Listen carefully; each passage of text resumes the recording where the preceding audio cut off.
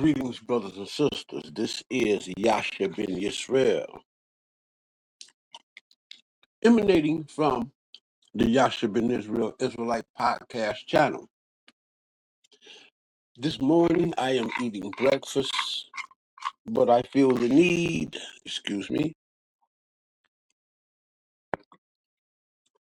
and the importance of making this video.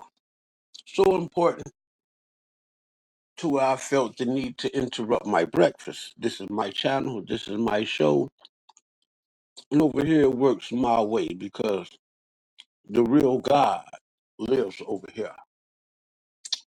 That's probably why death is so imminent, because the real God lives right here. People don't like the real gods. They like the fake gods and fake power and all of this. But let's get to the real point.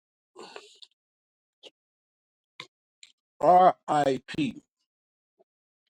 to one of the most powerful men that I have met in my life. And I speak of power in the forms of power that cannot be matched. And we're talking about the power of influence.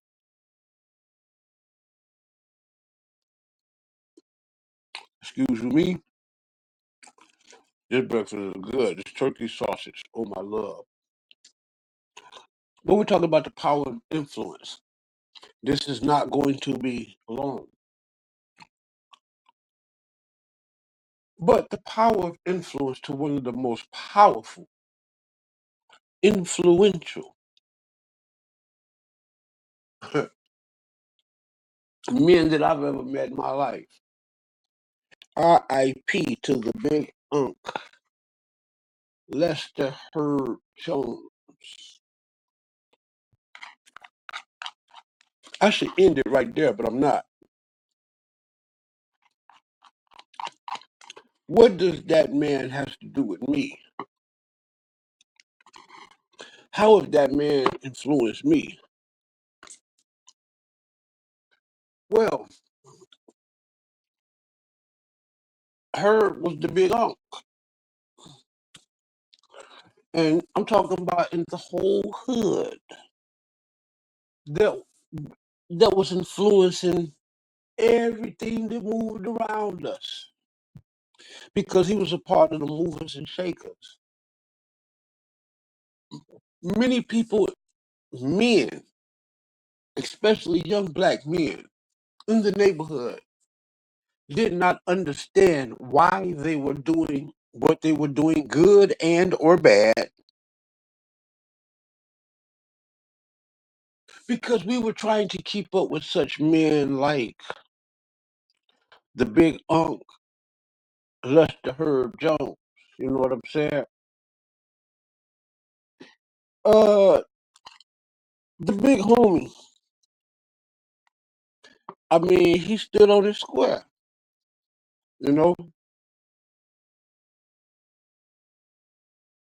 and that's about the best that I could say for the man. The man stood on his square.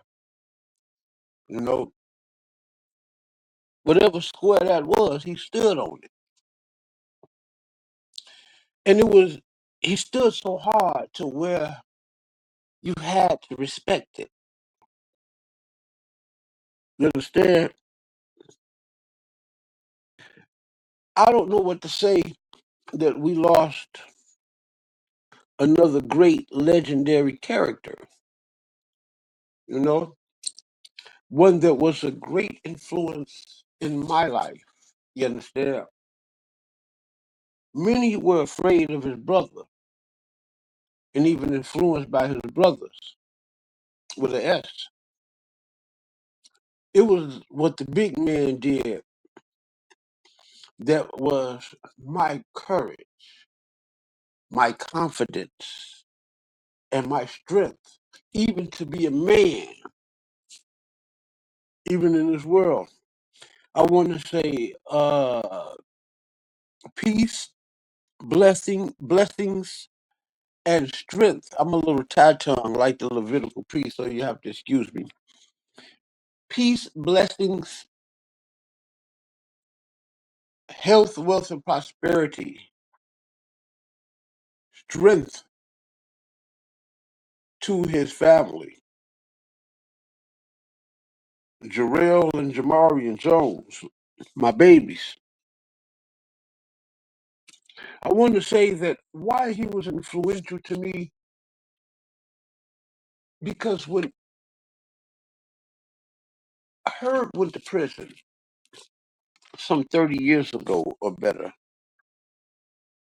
it was my family that took care of his children.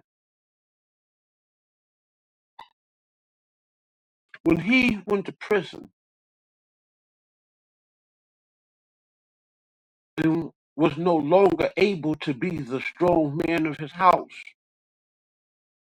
it was the Whitfield family that took care of the Jones children, specifically Jarrell and Jamari. For his wife was in my family. I don't want to get off into the dynamics of my family business, okay? Because my family, I'm not talking about the business in which my family makes money. I'm talking about my family's personal business, meaning my family's personal information. But R.I.P. to the big man, Lester Herb Jones. You know, one of the bigger influences that I've had in my life, especially a professor of the Detroit streets. You know, in my life, I was raised by the greatest of the greats and the best of the best. We've all had our problems, we've all had our hardships, you know. But when it comes to this game, I was taught by pimps, players, and preachers. Those were the three greatest men that I've come across in my life. It wasn't architects, it wasn't gangsters, you know. It was pimps, players, you know, for the most part, some preachers. Herb was a straight player, you know, because he knew how to play this game. I can't call him a gangster based upon the new definition of what a gangster has become. You know, I have to say the brother was a real man and he stood on the square. And he was a real street guy, you know, a real street nigga. And he was an influence to me, all of my friends growing up, you know, to a guy like me that was close in house. You know, I was able to watch and move and learn some things that other people wasn't privy to. And that is how to master these streets. My brother, Big Lester, has failed in these streets. Caused them to do damn near 30 years behind the box, behind the walls, behind the bars. And I know that my family, my mother, generally has taken care of the Jones family. She has cared for them truly about 10 to 15 of those 30 years that Herb was locked up. I don't want to get off into any of that other shit, but Herb is a legend. a legend probably of the boogeyman status. You did. You know, I'm talking about of the gangster's gangster status. You dig something that you guys would never understand or even believe. You dig. But today, I want to say R.I.P. to the big Herb. Sorry I can't come to the funeral. These are the latter days, man. And in the latter days, I have to take care of my family. My mother's bedridden, and I can't have anyone over here to take care of her or even to watch her. So I'm not going to be able to go to the funeral. And it's kind of crazy because I actually stood over Maserati Rick's casket, and I will not stand over hers. Maserati Rick was not my family.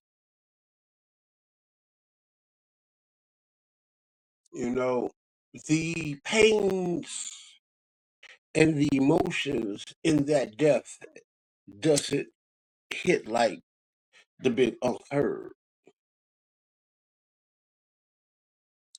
You know, I want to tell y'all out there, man, y'all stay away from that heroin, man. That fentanyl. That fentanyl put niggas up out of here. You know, it's putting niggas up out of here. I've lost lots of family and friends to that fentanyl. They're trying to find ways to even put it in the weed.